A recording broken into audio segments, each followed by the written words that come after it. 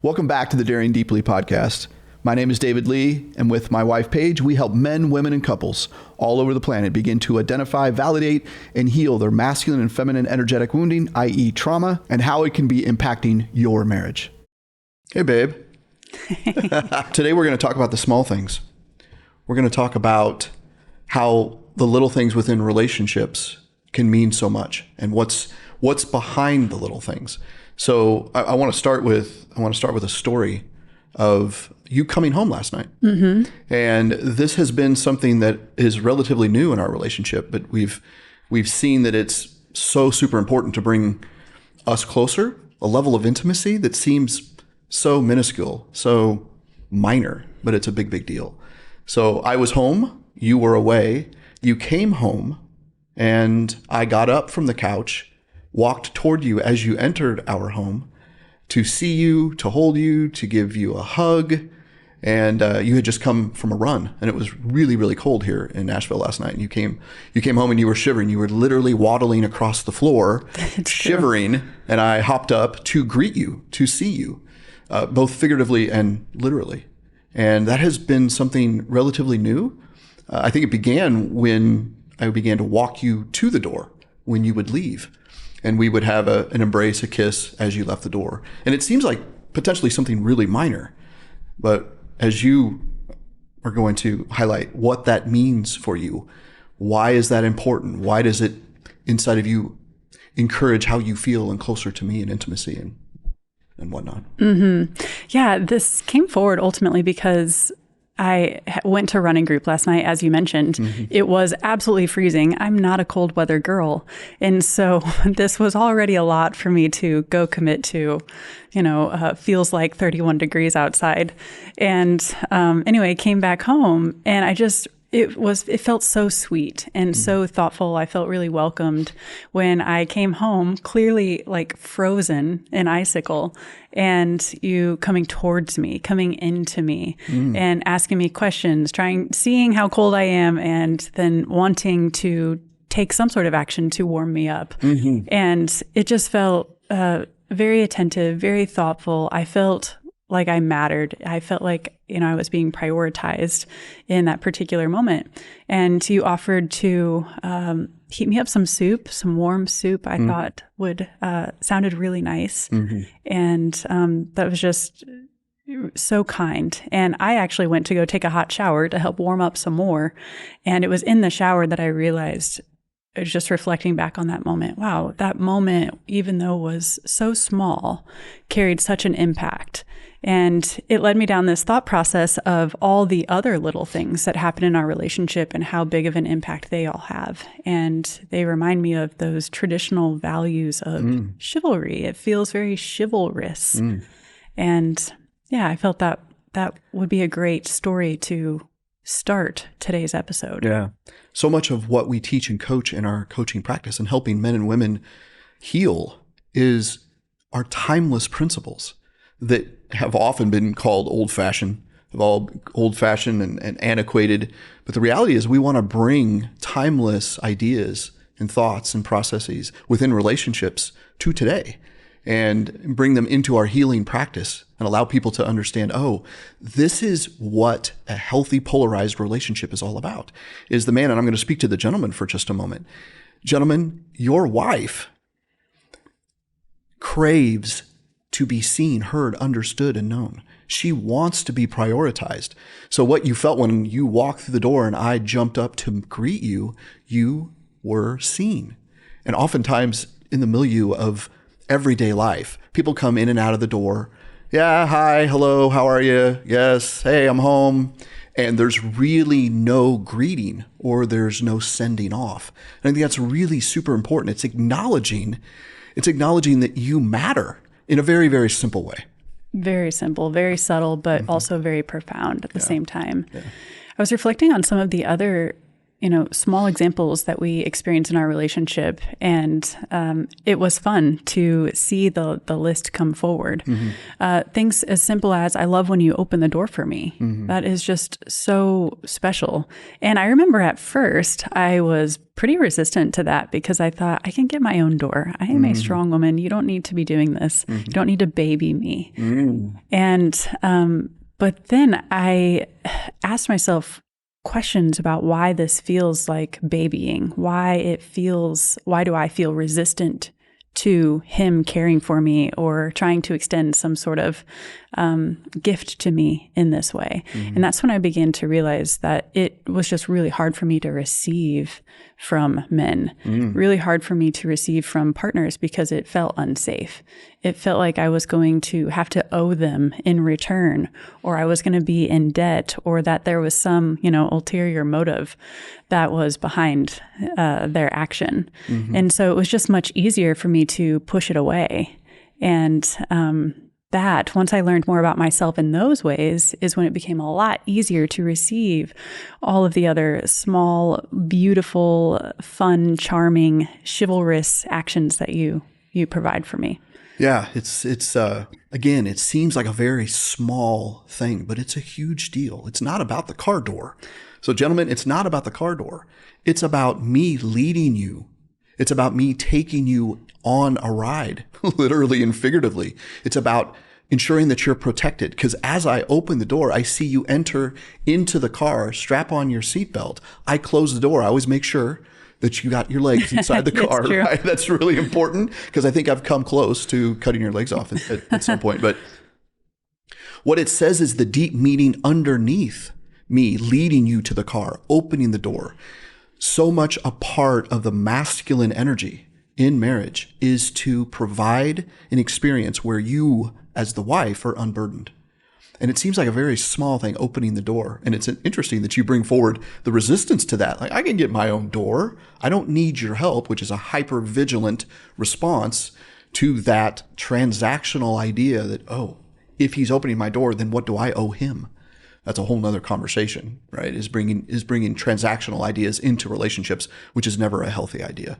But it's the very simple things that for us men who think more logically, the underneath of that task for you is an emotional connection.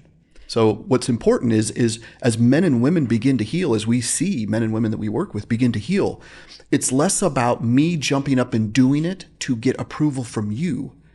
It's really about how I want to take care of you, how I want to give to you, how I want to ensure that you're protected, that you're safe. And in this case, that you were warmed up as you came into the house and I saw you shivering. Literally, I can see it right now in my mind's eye. I can see you walking down the hallway, shivering, hunched over like an old woman. I thought, oh my goodness. Thank you. She is freezing. She's experienced something that's dysregulating and uncomfortable. And I want to bring comfort to her. Yeah. It reminds me of the quote. I don't know who said it or where it came from, but we use it often with our clients. Men, maybe in movies, correct me if I'm wrong, someone said, baby, I want to show you the world. And it was a man essentially telling his woman that he wanted to give her everything. He wants to show her the world. He wants to give her the world. And where I feel like things have gotten perhaps confusing is it wasn't the woman saying that to him. Women weren't designed or crafted to say, baby, I want to give you the world. Right. I want to show you the world. Right. And I feel like things have gotten really blurry in modern day marriages and relationship culture that feels like they're murky and hard to understand in that sense. Yeah. Well, I think it's an important moment here to pause and to remind our audience that the masculine energy in relationships is a giving energy. And the feminine energy in relationships is a receptivity. It's a receiving. And so it's my responsibility, not because there's a reward at the end of the tunnel, but it's simply part of my DNA as a man in my masculine energy to come forward and to give to you and for you to then be receptive to that giving. Now, what I've just highlighted can be incredibly challenging and difficult. Why? Because of each spouse's unprocessed, unresolved childhood wounding that says, ooh, giving and receiving, doesn't feel right, doesn't feel safe because of their adverse experiences in childhood that said giving and receiving has been altered. It did have a transaction attached to it. It did have an obligation attached to it. Mm-hmm. What are some examples that you can provide from your life that essentially showcase how you were uncomfortable with giving in the past? Well, because I was under the auspices that everything is transactional. So if I give, I better get something back. And so I would rather not give. I would rather not be indebted to my partner, to anyone else. So I'm going to hold back, and I'm going to wait to be given to. It's this cat and mouse, this chicken and the egg competition, which we're going to talk about in subsequent episodes, that can absolutely erode a relationship where someone is always waiting for the other person to take action or for that action to be received. And then far too often, two partners may enter into a wounded feminine energetic system or narrative that says both spouses recede. Both spouses don't take action because each of them are waiting for the other person to take action. And then we have a misaligned polarity. We have two wounded feminine energies coming forward, or I should say receding, and nothing gets done. And usually when it comes to that place is when the woman will tend to step up. She starts stepping up to kind of reclaim that masculine pull, that masculine leadership role. And that's when things begin to go off the rails a little bit. She starts building up a bunch of resentment and bitterness for her spouse, her partner, husband, who seemingly is passive, doesn't really care about making decisions, doesn't really have an opinion to contribute to moving the family forward. And that can become incredibly frustrating for her because she feels like she's leading not only herself, but her marriage and the kids. And so therefore the entire household, which just begins to accumulate and adds more stress on top of this woman who is at this point incredibly far away from the core, her innate feminine essence of who she really is and who she was designed to be and who she wants to be too. Right. That reminds me of that moment again. I'm gonna take us back to last night. I got up, approached you, and you were receptive to my giving. Whereas before you might have been, no, I'm good. I'm going to go take a shower. Leave me alone. I just need some time by myself. Maybe I don't trust this giving energy that you're trying to give me. I don't need you to take care of me.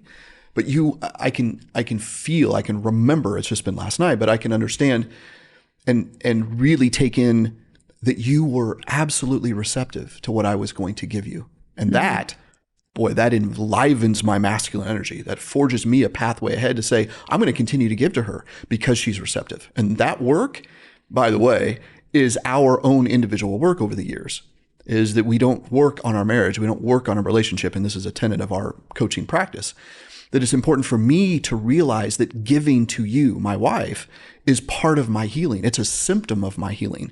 And you know that receiving from me is a part of your healing, your feminine energy as well. Mm-hmm. Absolutely. It feels right for me. Like I feel like it's less of a fight.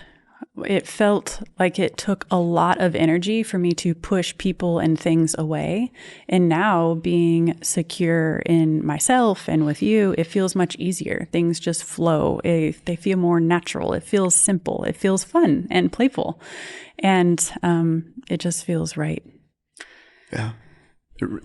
What this phrase coming forward, babe, is the masculine energy is to take care of things, is to simply take care of things, take care of you. And it just reminds me of the list that we were preparing for this particular episode. And it reminds me of more recently where I took the initiative when we're walking down the sidewalk, which is incredibly timeless and incredibly, if you will, old-fashioned, is to take the outside of the sidewalk and allow you to be on the inside for a level of protection. And it reminds me that I'm taking care of you. I'm taking care of you when I welcome you to the car and open the door. I'm taking care of you as I jump up and hold you and allow you to come into my arms so I can warm you up, as we did last night. But also as we're walking down the sidewalk, I am protecting you from what could be a danger down the road.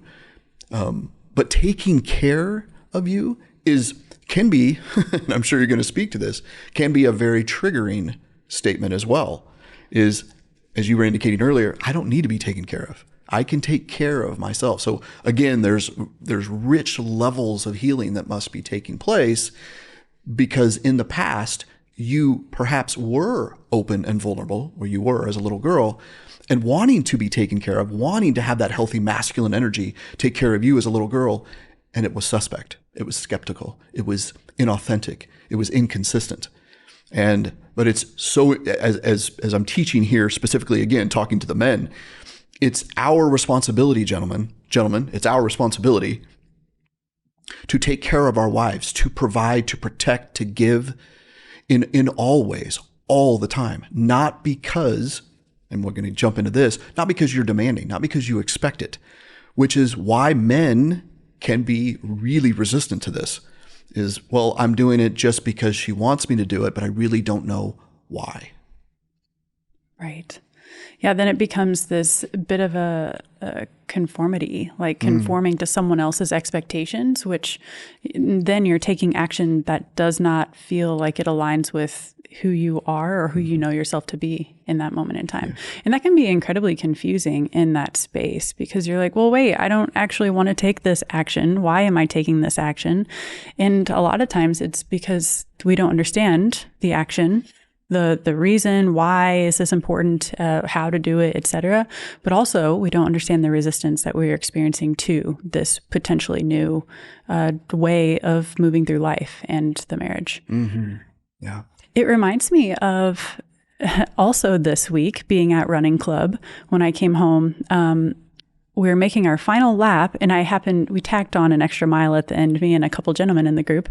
And I kept noticing them as we turned the corner, they kept going to the outside of the sidewalk. Mm-hmm. And I thought, oh, I think I know what they're doing here. And I let that happen. I thought it was, very thoughtful, very sweet. I love to know that they were in the present moment. They were super aware of what was going on, and they were stepping into, what they thought was correct, what they thought felt true and right for them. And both of them were on the outsides of the sidewalk near the road, and I was on the inside. It was dark, really dark out too. And so I loved experiencing that added sense of protection of two men now are between me and this road as we're, walking at night. And one of them actually brought it up. He said, chivalry is not dead. I like to walk on the outside of the sidewalk. And it opened up a powerful conversation between the three of us, because I let them know how important and impactful that felt for me. And they seemed like super appreciated that I acknowledged the action that they were taking in that tiny fleeting moment as we were walking back to our cars. I want to celebrate you because, and we talked about this prior, is because you have done your healing work. Your energy was receptive to have those men step forward, step to the outside of the sidewalk. Before that might not have been energetically translated. And you are now more open and receptive to allow a man to protect you. If I'm not around, that you are allowing men to protect you in ways that are healthy and appropriate. And so perhaps before, this really tackles the question, because we receive this all the time, or I receive this all the time in response to these types of topics from social media comments, is, where are these men? Where are these men who are chivalrous? Where are these men that will lead and provide and protect and keep me safe? The reality is, it is an energetic conversation that we need to talk about, is that if you are resistant energetically, that comes across, and men know energetically that you don't need them. Mm-hmm. And so they're not going to step forward. They're not going to come into your purview.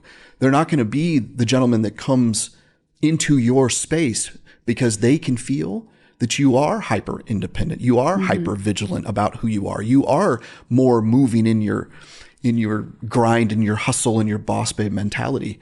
And energetically, a man will know that, and he will go more toward a woman who is more open, more receptive, more in her healing feminine energy. Absolutely. And that's what one of the gentlemen was talking about a couple nights ago. And he's like, there are some women, though, where you try to take care of them and they won't let it happen. It's because they grew up in an environment where it wasn't safe. And that was, anytime I hear anything like that, the conversation, the doorway just flies right open, and I'm, quick to just jump into looking at childhood and how it affects present day actions. But I essentially just validated him and said, absolutely, that is 100% what happened and what happens. And I used to be one of those women. Mm-hmm. And they both like turned and looked at me like they like does not compute, like how we don't see you as that type of woman who feels hardened and closed off. So it was a fantastic little case study for me to experience with two gentlemen, probably in their 60s, and their take on chivalry, and noticing that some women don't necessarily receive that or feel like chivalry is for them. Yeah.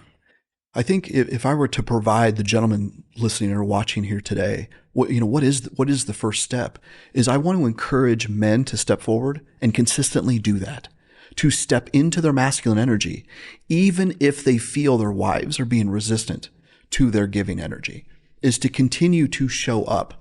What that's going to do is to build confidence within themselves and begin to build a consistent confidence within their wife to see, oh, this is not just a one-time deal. This is not just something that you're doing perhaps out of obligation. Because what I've come to understand is when trust is built within the feminine energy, when she sees consistency, when she sees reliability, when she sees a man who steps forward even when she's suspect, because he stepped forward in his confidence, because he's moving into an energy that is less fearful of rejection. When I began to step into my masculine energy, there was some resistance from you, and understandably so. But what I recognized is that in many of those instances, I stepped forward anyway, even though I could be, quote, rejected by you. Like, no, I got it. It even happens often today. I will step forward and offer to get you something, provide you something, do something, and you're hesitant. You're like, no, I got it. And I just keep going. Or I look at you with a smile and a wink, and I just keep going. Yeah. That doesn't happen as much anymore as it used to, mm-hmm. but you're exactly right. And it reminds me of one of our favorite movies, Good Will Hunting. Mm. Oh my gosh, that's an incredible movie. And Robin Williams' character, mm-hmm. I'll let you tell this because you're so connected to him as an actor, but the character in this particular movie where he's talking about his wife mm-hmm. sitting in his office with Matt Damon. Mm-hmm. Yeah, for those of you that have not seen Good Will Hunting, do not stop, do not pass go and watch this film tonight. It's one of my favorite films, and I think it really speaks to many of the aspects of what we do in our coaching practice. So Robin Williams' character is a psychiatrist, and he has been charged to provide some care with Matt Damon's character in this particular movie, and so they're having some introductory banter. And Robin Williams' character starts talking about his wife, who he lost to cancer some years past, and began to tell the origin story of how he met his wife. And they're both diehard, lifelong Bostonians. And so they're Red Sox fans through and through. And so Robin Williams begins to tell the story of a very famous game in Game 6 of, I can't remember the year now, 1976, perhaps. Our listeners and viewers will be sending mail in saying, no, this is what it is. But the point is a very famous playoff game with the Boston Red Sox. And so he has tickets to this game, and he's telling the story to Matt Damon's character. And he says, we have tickets to this game, and they start talking, and they're bantering back and forth, and they're talking about the excitement of how this game ends in extra innings. And Matt Damon says, oh my gosh, you were there? You saw that famous hit? He's like, no, I wasn't there. And Matt Damon's character says, what? What do you mean you weren't there? He's like, no, I was still in the bar watching it on television. He's like, what? What did you do? I just gave my ticket away. And Matt Damon's character is absolutely flabbergasted, cannot believe that he missed this most famous home run. And he said, no, I met my wife that day. I met my wife in the bar, and I slid my ticket across the table to a friend, and I said, I got to go see about a girl. It's absolutely a brilliant storytelling of a man providing, protecting, and going after, pursuing a woman. And it's a brilliant illustration of when a man is transfixed by a woman, when he sees and feels something that goes beyond what he's ever experienced before. he stops at nothing, even for Game 6 of the World Series in Boston. And it's fascinating. And those of you that are familiar with the film will know that, spoiler alert, at the end of the film, Matt Damon goes and does the same thing and goes and pursues a girl for the sake of love and not for the sake of anything else. And it also reminds me of our origin story, which is really powerful too, is that I went to see About a Girl too. You were living here in Nashville, Tennessee. I was in Kansas City, Missouri. And I made a decision. I said, I'm going to go see About a Girl, and pursued you. And I think it's a powerful aspect of the masculine energy. It's all part of, and it seems like, yes, moving across the country, giving up a ticket to the World Series to go after a girl in this fictional story, it seems to make perhaps a little bit bigger than the small things of life, but it matters because every time I open a car door, I'm pursuing you. Every time that I get up to give you a hug because you've had a freezing night on a running club, I'm pursuing you. Every time I offer to get a glass of water for you, I'm pursuing you. And there's many, many other examples in our relationship, which I'm incredibly and healthily proud of, that I, because of my healing journey, I've stepped into that masculine energy to pursue you fervently. Just because we've been together for years doesn't mean that I stop pursuing you. Yes. That's a beautiful recap of that. Yeah. Incredible story. So I know for me, I felt super hyper vigilant growing up. It felt like my head was on a swivel. I felt responsible for the emotional temperatures of the room, of individuals, caretakers, etc. And I felt like I was super sensitive to everything that was happening around me. And therefore, I wanted to have as few needs as possible. I wanted to put myself on the back burner. I didn't want to be a burden. I didn't want to have to be any added stress for anyone. And so I truly collapsed a lot on who I was, on my needs, what I wanted, etc. Whether people around me realized that or not, I felt that internally.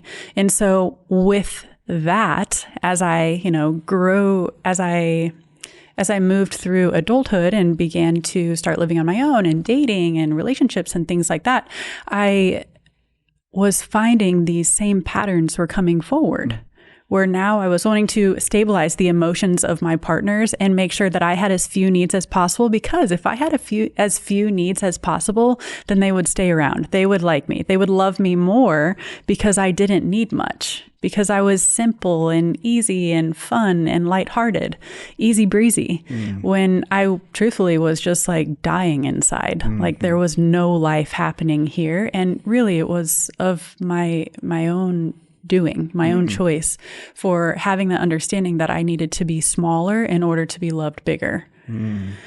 And so moving into these types of dynamics where opening myself up to receive from you or receive from really any type of environment in life, it felt incredibly uncomfortable because I hadn't focused on my needs or wants ever in my life. That one, I didn't know how to do that. Two, I had no idea how to share that with other people. That felt incredibly uncomfortable.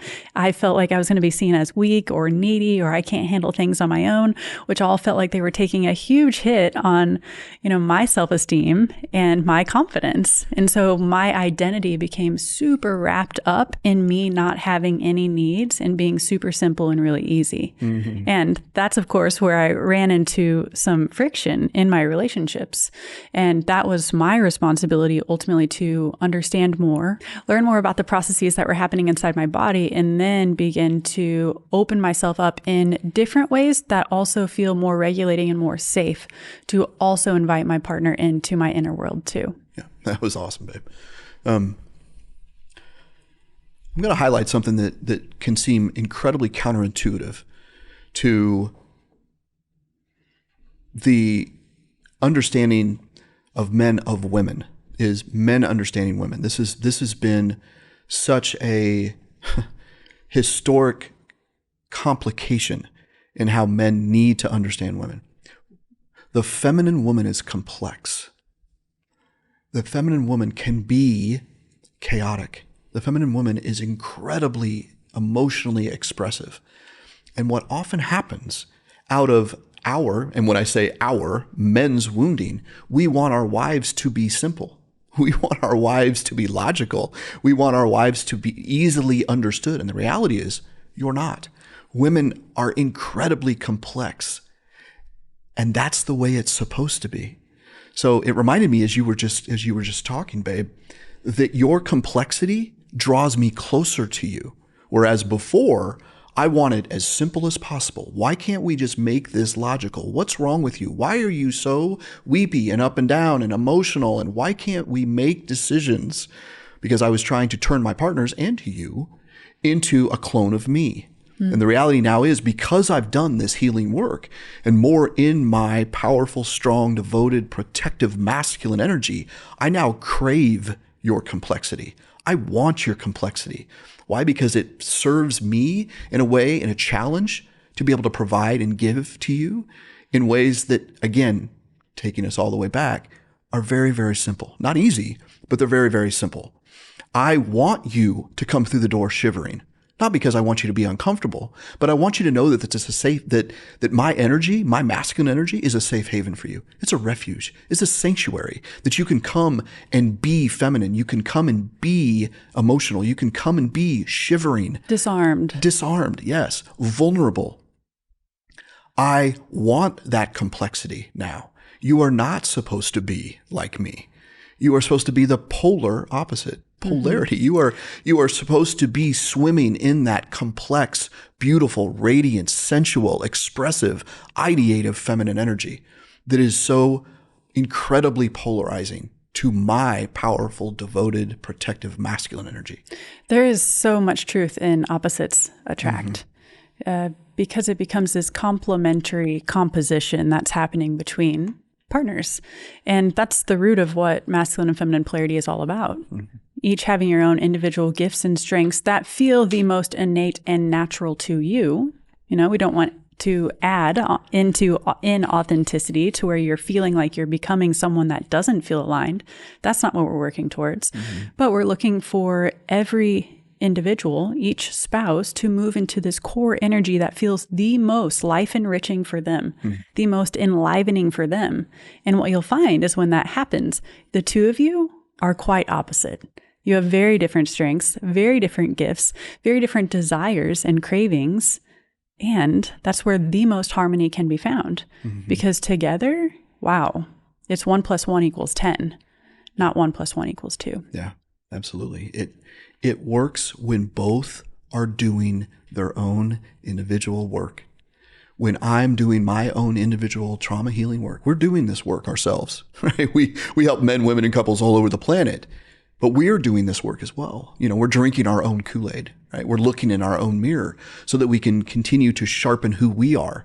And when we're practicing all this, just as we're using these stories and examples from our own life, this is happening every single day in our home. We are navigating, we're experimenting, we're trial and error every single day. Ooh, this is not right. Ooh, and then we have conversations. We had conversations last night about you coming in from the running club. We had a conversation. Oh, why is this? You were processing, as you said, in the shower. You were trying to understand, ooh, why does this feel good when he got up? And then you came out and you told me, hey, babe, I got something to share with you. This is why that felt so good. I loved when you jumped up. You know, and over the last several weeks, I've been walking you to the door when you exit the home. Yeah, I can see, you know, those of you that are watching can see Paige's smile here. Is there something really powerful about me giving you this send-off to say, babe, I love you, I'll miss you, here you go, as opposed to yelling from 3 rooms away or not even telling me that you're leaving, right? We make it a really important point, an aspect in our relationship to have salutations, to say hi and hello and how are you and what's going on and a kiss and a hug and to greet one another. These are the small things that are large that make great and large impacts. Absolutely. There's another movie example, film example that's coming to mind. That's like this grand, this grand form of giving. And it's at the end of Titanic. And we could really debate on if there was enough room on the door for both of them or not, if we'd like. So true. But ultimately, the character Jack and Rose are in the ocean, and they happen to find this door, and Jack allows puts Rose on the door. It gives her the door so that she can get out of the freezing cold water and hopefully find some sort of safety for herself. Right. And he's like, no, it's okay. I'm good. Yeah. And he's got like blue lips. I'm good. Yeah.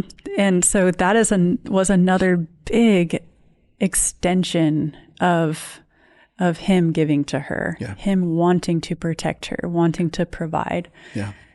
We can, I can certainly sit here. We're filmophobes. You continue to be a growing filmophobe, right? Following me in so many ways. But that entire film, again, if you haven't seen Titanic, please go watch it. But that film really highlights an enormous amount of chivalry, an enormous amount of healthy masculine and feminine energy. As well as wounded energetics too, yeah, which could be fun too. Piecemeal here. Now, there's this love triangle that happens within Titanic, right? Where Rose, Kate Winslet's character, is betrothed. She's engaged to this other man who, by the way, is swimming deeply in his wounded masculine energy. Yes. And she is to be expected to be in her wounded feminine energy, to be the damsel in distress, to have no opinions. Very submissive. Very submissive. Yes, exactly. No pushback. No pushback. And then suddenly she meets Jack very serendipitously, who to her presents actually healthy masculine energy. He pursues her. He continues to go after her, to see if there's ways in which he can woo her, even though he is of a different social class. And spoiler alert, he does get the girl toward the end. And but it's a really powerful way to look at, and I believe it's why it's one of the most classic movies in the history of American cinema, is because you have a love story that shows a woman who is drawn to a man who's more in his healthy, masculine, pursuant energy, doing the small things, going after her, even when she wasn't supposed to be drawn to someone else. It reminds me of a couple of more scenes there where the very famous scene when they go to the very front of the boat, which, I'm not a boat person, so the front of the boat, what's that? Bow. Is it the bow? It is. Oh, the stern. Okay, so there you go. It's the bow of the boat, and if you remember what he does with Rose, what Jack does with Rose is he places her in front so she can experience the wind. She can experience the sun and the waves and all of that. And as he stands up behind her, that is healthy masculine and healthy feminine energy. It's really powerful when you begin this healing process. It's magnificent that you begin to see the world very differently. And we are huge pop culture fans. We're huge filmophobes and television and media. And we recognize a lot of both healthy and inverted polarity everywhere we look. Absolutely. Yeah. I loved even seeing Leo DiCaprio's character, Jack. Like he was just so transfixed by Rose, like him painting her. Mm-hmm. Oh, it's one of the most beautiful scenes. That was his masculine energy just so captivated and drawn into her feminine energy. Mm-hmm. And you could tell that, it was weird for her at first, kind of first meeting him and how the relationship progresses. But then once she realized how safe he was, she just relaxed into it, really relaxed into him. She was allowing him to lead her into the underground parties, essentially, to go dancing. And he really created a safe place for her to bring her playfulness and inner child out, where it was completely absent and missing in the relationship with her fiance, Cal. Wouldn't it have been interesting if the character Cal would have looked at Jack and looked at it as a reflection, to learn to be curious before critical, to really understand why his fiance was drawn to a man like that, rather than being then again more hyper vigilant in his wounded masculine energy and trying to fight it. If he would have sat back and thought, my fiance is interested in this man. Why? And I think it's an important way for men who may be struggling and being in their wounded masculine energy to truly understand, maybe I need to question before I demand. Maybe I need to be more curious before critical. I agree with you completely. And we don't know Cal's history, but chances are he's going to continue to attract the same type of relationship in his past. And as he continues to move forward, where perhaps he is losing the girl to this healthy masculine energy to someone else ultimately. And after going through the cycle so much in Cal and in individuals as we navigate our life, that's what builds the emotional leverage to ultimately zoom out and make a different choice. And so Cal very likely in the future, I would hope, could begin to ask himself some questions. Wow, why do I keep losing women like this, like Rose? Right. And what is it about Jack that is so attractive? What can I learn from him or about him? How can I potentially be more like him if he ultimately is getting the women, the girl that I want? Yeah. And so that is a direct reflection of what happens in everyday life with humans today. There has to be enough pain, enough hurt, enough emotional leverage, enough loss for someone to actually break the pattern, to do something different, begin to take self-responsibility, begin to ask some questions, and then that's when change begins to happen.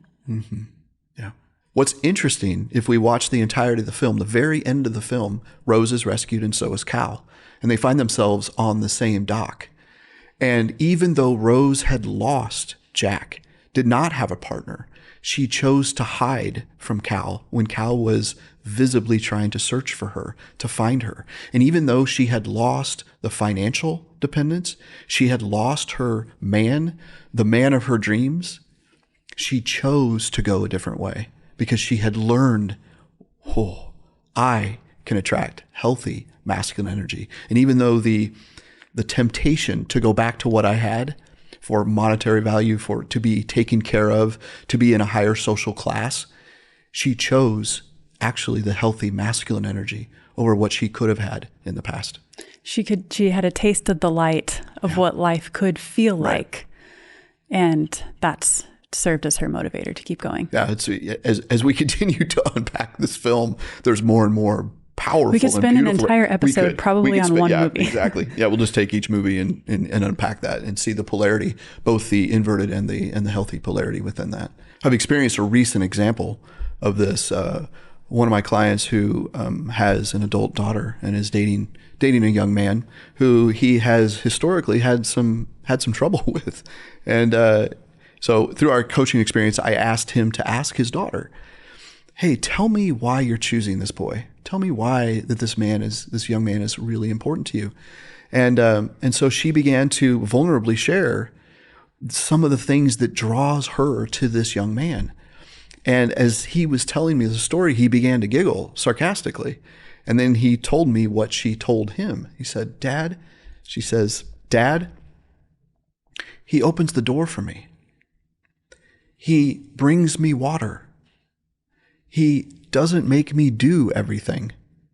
And so he shares those three examples that his daughter so vulnerably shared with him. And he giggled and he looked back at me thinking that I was going to join in the giggling. And I stopped and I said, "Tell me what you believe she's saying. What do you think she's appreciating about the door being open, about the water being brought to her, about..." Because ultimately he didn't understand what she was saying. Is that what you're indicating?